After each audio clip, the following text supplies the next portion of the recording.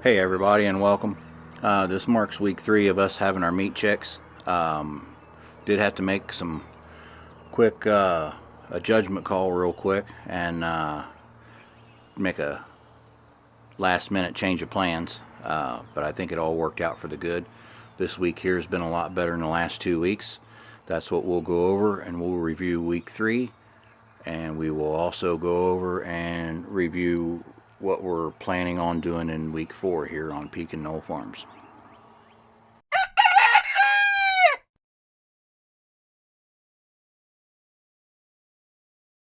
Hey everybody, like I mentioned, we did have to make a few last minute changes, and one of those was to get the chickens out of the brooder and into the chicken tractor.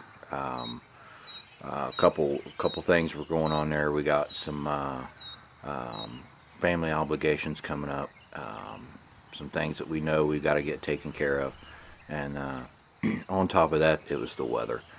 We had a maybe 3 to 4, almost 5 day window there where there's going to be no rain, very pleasant and warm out, and due to that, we figured it would be best to get the chickens out then rather than wait till the following week, because following week they were talking about pretty much a good 6 days of rain, 5 to 6 days of rain.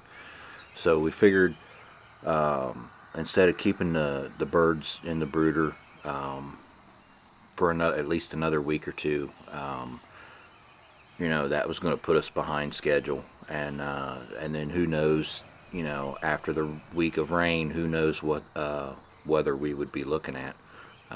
So with the birds fully feathered out, and the size that they're getting to be, again, they were getting to be a little rough to handle in the brooder. So that's when we decided that it would probably be best with the scheduling and the weather and everything going on to go ahead and put the birds out in the chicken tractor. I did not get any film footage of that. It was one of the last minute things, and we made a decision to do that. And maybe next time I'll get some good film footage of that. One of the things that we wanted to make sure that we did from the get-go was to put the chicken tractor in a place that we knew we wouldn't be able to put it once the rains did come. So I put the chicken tractor in an area to where I knew that once we got some good rain that it would be kind of say soft and kind of soggy there, just so I could go ahead and utilize that area up now, knowing that it was going to be dry for the next few days.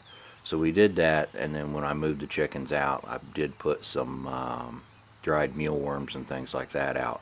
That way, it just helps get them into pecking and digging at the ground. Even though it's their natural instinct to peck and do that, just kind of seemed to get their motor running a little bit more because they got excited when they found something. So and I checked on them a couple hours later, and they were having the time of their life. Um, so here's our chickens, and we'll go from there.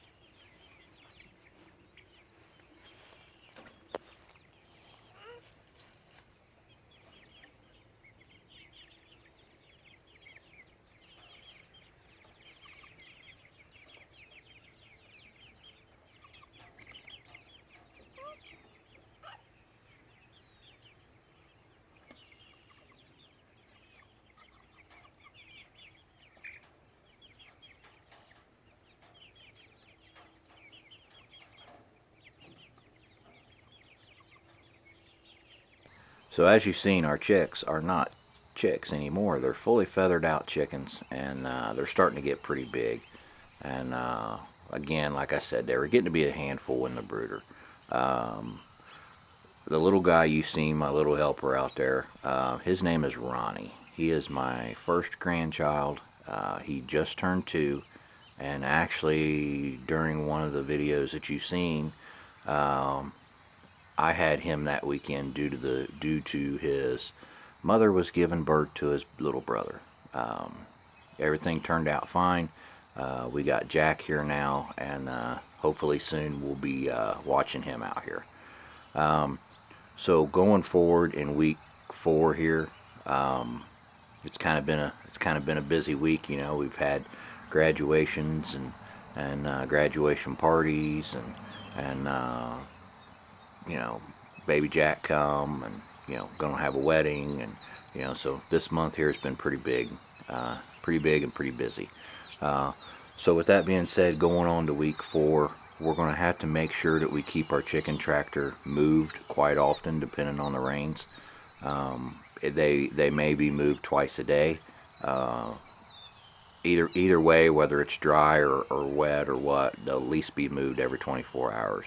I will show a video of where I've started my chicken tractor on the grass to where the chicken tractor will be here next week. That way you can see moving the chicken tractor, how it keeps the ground, how it will, you know, affect the ground, and how it recovers in just a short time. Um, we'll see you next week. Any questions or comments, please feel free to submit them. If you like the videos, hit like. Please subscribe and get the word out there. And I hope everybody has a wonderful week. See you next week.